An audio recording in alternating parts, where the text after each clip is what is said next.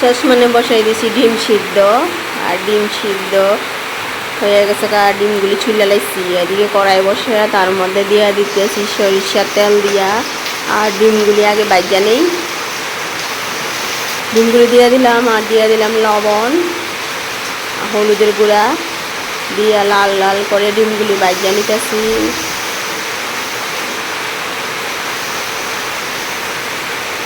ডিমগুলো ভাজা হয়ে গেছে তাহলে বাটির মধ্যে নামাই নিতেছি। একেবারে লাল লাল করে ডিমগুলো ভাজা লাইছি। বন্ধুরা, আজকে বানাবো ডিমের ঝুল। বলে আজকে বানাবো না, ভিডিওটা আমার 2 দিন আগের ভিডিও, তাই পোস্ট করতেছি আজকে। এদিকে আবার আলু দিয়ে দিতেছি, আলুর মধ্যে দিয়ে দিতেছি লবণ আর হলুদের গুঁড়া দিয়ে আলুগুলিও লাল লাল করে ভাজা নেব। আলুগুলো ভাজা হয়ে গেছে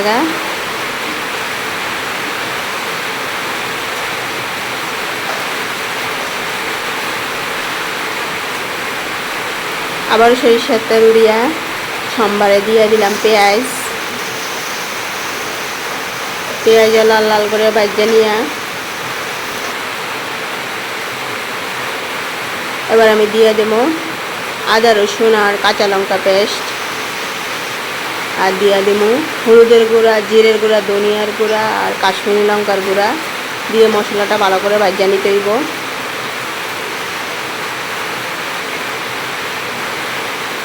মশলাটা একেবারে ভালো করে লাল লাল করে ভাজা নিচ্ছি। তারপরে দিয়ে দিলাম ঝুল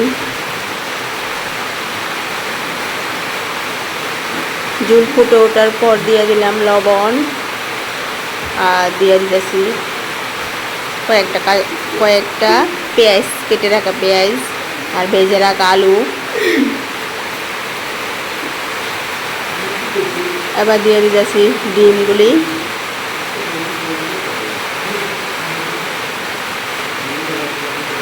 আজকে রান্না করব ডিমের ঝোল। বলতে আজকে না, 2 দিন আগের ভিডিও এটা, তবে আজকে আমি এডিট করে পোস্ট করলাম। আর বাইরে প্রচণ্ড বৃষ্টি হইতেছে। বন্ধুরা, ডিমের ঝোল হয়ে গেছে আমি তার মধ্যে গরম মশলা দিয়া এবার ডিমের ঝোলটা আমি নামায় নেব। ডিমের ঝোল রেসিপিটা কেমন লাগলো বন্ধুরা কমেন্টে জানাতে ভুলবেন না।